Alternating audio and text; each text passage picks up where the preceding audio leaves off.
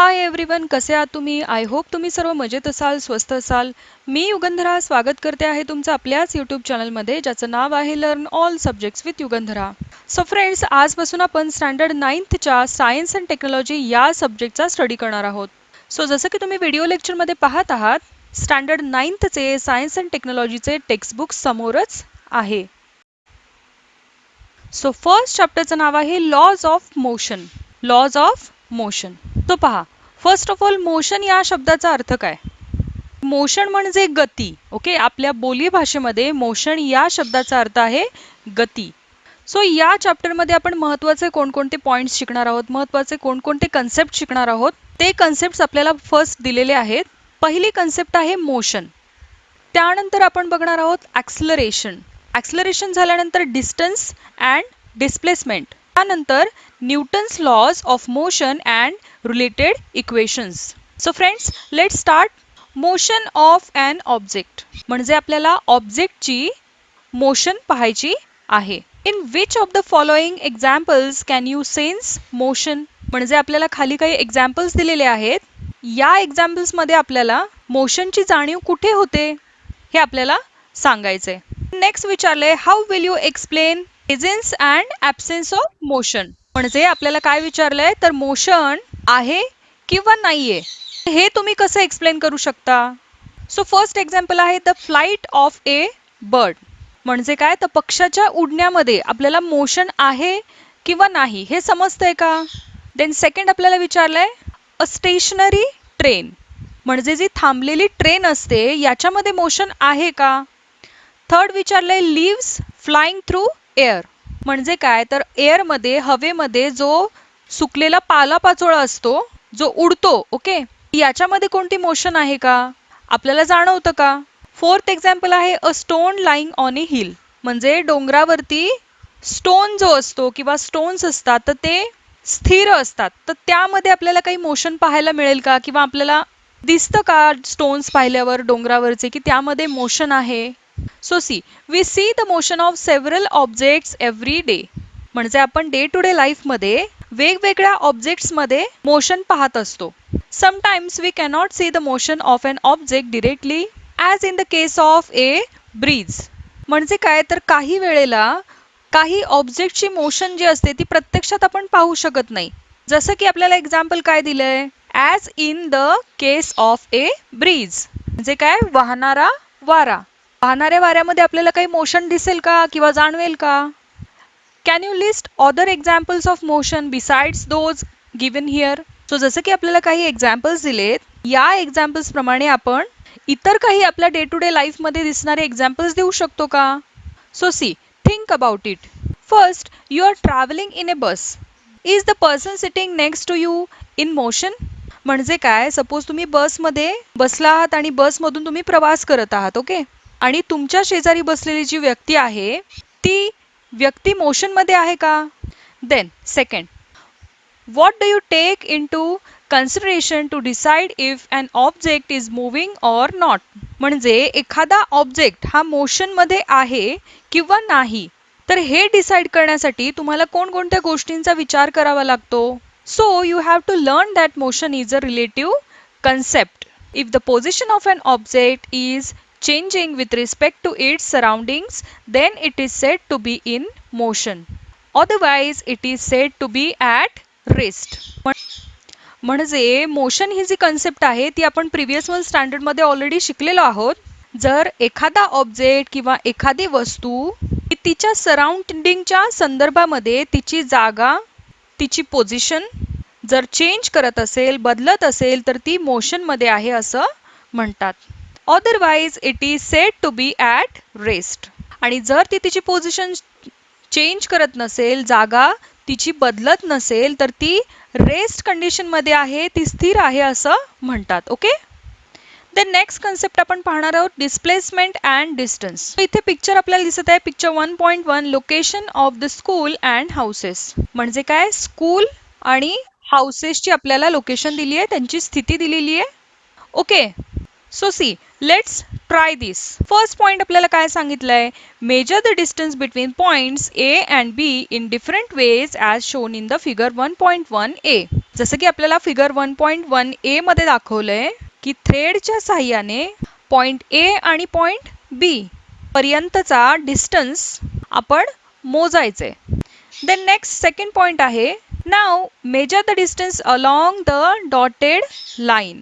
So A आणि B हे जे दोन पॉइंट दिलेत हे डॉटेड लाईनने जोडलेले आहेत. डॉटेड लाईनने जोडलेलं जे डिस्टन्स आहे, जे अंतर आहे, ते देखील आपल्याला काय करायचंय, मेजर करायचं आहे.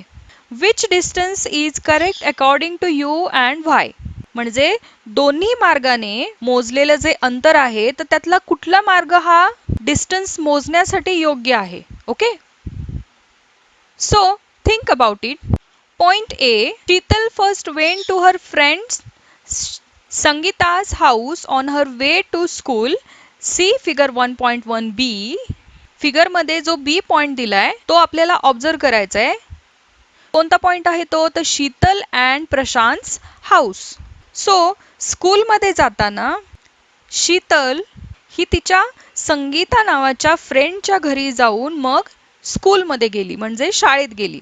Then B, Prashant went straight from home to school. आणि प्रशांत कसा स्कूलमध्ये गेलाय, तर तो मात्र घरापासून ते सरळ स्कूलमध्ये म्हणजे शाळेत गेलेला आहे.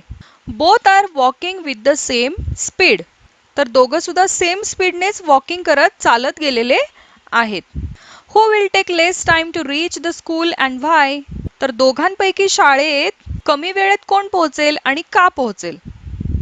So in the above example, is there a difference between the actual distance and the distance traveled and what is it?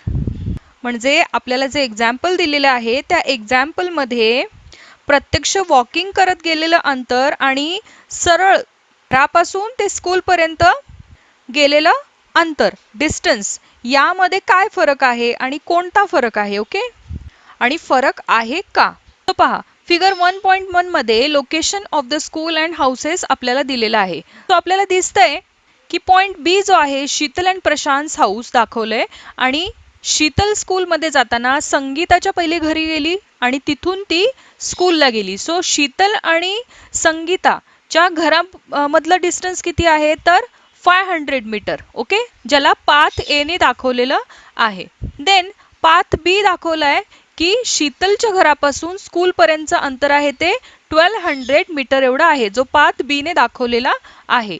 So पहा, तिचा डिस्टन्स कसा झाला शाळेमधून जातानाचा, तर 500 metre plus 1200 metre. So total distance किती झाला तिचा, तर 1700 मीटर. ओके, आणि प्रशांत मात्र काय करतो, तर त्याच्या घरापासून ते शाळेपर्यंत हा तो पायी चालत जातो, परंतु तो स्ट्रेट जातो, अधेमध्ये तो कुठेही थांबत नाही किंवा संगीताच्या घरी सुद्धा तो जात नाही, तो डिरेक्टली स्ट्रेट जातोय. सो त्याचा डिस्टन्स किती दाखवलाय, तर 1300 मीटर. ओके, तो यावरून आपल्याला लक्षात येतंय की शीतलने आणि प्रशांतने वॉकिंग करत चालत सेम स्पीड ने जरी गेलं तरी सुद्धा जे अंतर पार केलेलं आहे, जो डिस्टन्स पार केलाय, जो डिस्टन्स कव्हर केलेला आहे, तर तो दोन्ही वेगळा आहे. कारण प्रशांत हा घरापासून स्ट्रेट शाळेमध्ये गेलाय, त्याला 1300 मीटर एवढा डिस्टन्स क्रॉस केलेला आहे आणि शीतलने मात्र तिच्या फ्रेंडच्या संगीताच्या घरी 500 मीटर पाथ ए आणि तिथून शाळेपर्यंत 1200 मीटर पाथ बी एवढा अंतर पार केलेला आहे. म्हणजेच टोटल किती, तर 1700 मीटर. ओके, सो दोघांमधील डिस्टन्स सेम आहे का, तर नाही. प्रशांत स्ट्रेट घरापासून ते स्कूल पर्यंत स्ट्रेट गेल्यामुळे त्याने जो डिस्टन्स क्रॉस केलेला आहे, जो डिस्टन्स पार केलेला आहे, कव्हर केलेला आहे, तो किती आहे, 1300 मीटर, म्हणजे कमी आहे ॲज कम्पेअर टू शीतल. आणि शीतल ही स्ट्रेट गेली नसून ती पहिली तिच्या फ्रेंडच्या घरी गेली आहे आणि तिथून ती स्कूलमध्ये गेली आहे. सो तिला लागणारा वेळ पण जास्त लागलेला आहे आणि तिने जे अंतर क्रॉस केलंय, जो डिस्टन्स कव्हर केलाय, तो सुद्धा जास्त आहे as compare to Prashant. So distance is the length of the actual path traveled by an object in motion while going from one point to another, whereas displacement is the minimum distance between the starting and finishing points. म्हणजे distance म्हणजे काय तर दोन points मधील किंवा दोन पॉइंट्सच्या दरम्यान motion मध्ये असताना ऑब्जेक्टने प्रत्यक्ष जे ॲक्च्युअल पाथ जो ट्रॅव्हल केलेला आहे त्याला काय म्हणतात तर डिस्टन्स असं म्हणतात. Distance is the length of the actual path travel by an object in motion while going from one point to another. and displacement म्हणजे काय तर मोशन मध्ये असताना स्टार्टिंग पॉइंट आणि फिनिशिंग पॉइंट या दोन पॉइंट्स मधील सर्वात कमी अंतर. ओके, याचा काय अर्थ आहे तर displacement is the minimum distance between the starting and finishing points. So आपण पाहिलं डिस्टन्स म्हणजे काय आणि डिस्प्लेसमेंट म्हणजे काय. सो याच दोन कन्सेप्ट अजून आपल्या क्लिअर होण्यासाठी आपल्याला डायग्राम 1.1 बघायची आहे distance and displacement. So see point number 1. Every morning, Swarali walks round the edge of a circular field having a radius of 100 meter as shown in figure 1.2a. If she starts from the point A and takes one round, how much distance has she walked and what is her displacement? म्हणजे आपल्याला काय विचारलंय तर जसं की आपल्याला figure 1.2a मध्ये दाखवलंय की स्वराली ही रोज मॉर्निंगला सकाळी पहाटे 100 मीटर रेडियस असलेल्या सर्क्युलर ग्राउंडच्या कडेने काय करत असते तर फिरत असते. तिने ए या पॉइंट पासून चालायला सुरुवात केली आणि जेव्हा एक राऊंड कंप्लीट झाला तेव्हा तिने जे डिस्टन्स कंप्लीट केलं आहे तर ते अंतर ते डिस्टन्स आणि तिचे झालेले डिस्प्लेसमेंट हे किती आहे हे आपल्याला विचारलेलं आहे. देन सी सेकंड आपल्याला एक्झाम्पल काय दिलंय की if a car starting from point P goes to point Q, see figure 1.2b, and then return to point B, how much distance has it traveled and what is its displacement? So जसं की आपल्याला figure 1.2b मध्ये दिसतंय की suppose एक गाडी point P पासून निघून पॉइंट Q या ठिकाणापर्यंत गेली आणि त्यानंतर P या ठिकाणी ती पुन्हा आली तर तिने कव्हर केलेलं अंतर जे आहे आणि तिचा डिस्प्लेसमेंट किती आहे असं आपल्याला विचारलेलं आहे. सो सी पॉइंट P पासून ते पॉइंट Q पर्यंत गाडीने क्रॉस केलेलं गाडीने कव्हर केलेलं अंतर किती आहे 360 मीटर्स एवढं आहे. जसं की आपण फिगर 1.2b मध्ये पाहतोय आणि फिगर 1.2a मध्ये काय दिसतंय आपल्याला तर रेडियस A एवढं रेडियस 100 मीटर एवढं रेडियस A एवढ्या असलेल्या सर्क्युलर ग्राउंडच्या कडेने स्वराली काय करते तर रोज मॉर्निंगला फिरत असते. So even if the displacement of an object is 0, the actual distance traverse by it may not be 0. म्हणजे एखाद्या ऑब्जेक्टचे डिस्प्लेसमेंट जर 0 असेल तरी त्याच ऑब्जेक्टने ॲक्च्युअली क्रॉस केलेलं जे अंतर आहे क्रॉस केलेला जो डिस्टन्स आहे तो 0 असू शकतो का 0 असू शकतो का तर नाही. आता नेक्स्ट आपण पाहणार आहोत स्पीड अँड व्हेलॉसिटी. सो स्पीडचा फॉर्म्युला फर्स्ट आपण पाहणार आहोत. Speed is equal to total distance travelled divided by time required. Speed कसं कॅल्क्युलेट करणार आपण तर टोटल डिस्टन्स ट्रॅव्हल्ड म्हणजे एकूण जो डिस्टन्स कव्हर केलेला आहे तो डिवायडेड बाय किती टाइम रिक्वायर्ड म्हणजे लागलेला एकूण टाइम. सो फ्रेंड्स आज आपण इथेच थांबणार आहोत. या चॅप्टरचा रिमेनिंग पार्ट आपण नेक्स्ट व्हिडिओ लेक्चरमध्ये घेऊया. सो आजची व्हिडिओ लेक्चर आवडल्यास नक्की लाईक करा. तुमच्या फ्रेंड्सला तुमच्या फॅमिली मेंबर्सला आपली व्हिडिओ नक्की शेअर करा आणि आपल्या चॅनलला जर सबस्क्राईब केलं नसेल तर नक्की सबस्क्राईब करा जेणेकरून आपण डेली अपलोड केलेले लेक्चर व्हिडिओजचे नोटिफिकेशन तुम्हाला येईल आणि तुम्ही आपले व्हिडिओ लेक्चर्स बघू शकाल.